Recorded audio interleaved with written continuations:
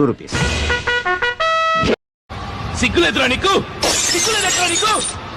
ఊరందరికీ నీతులు చెప్తావు, నువ్వు తప్పులు చేస్తావు. హలో మై డియర్ ఆహారీస్. ఉన్నట్టుండి ఇంత ఎండాకాలంలో మనకు వర్షం పడింది. వర్షం పడితే నాకు ఎక్కడ లేని క్రేవింగ్స్ వస్తాయి.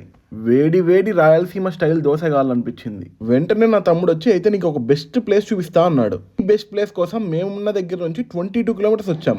22 ఏం కర్మ, టేస్ట్ బాగుంటే 200 కిలోమీటర్స్ అయినా వెళ్దాం.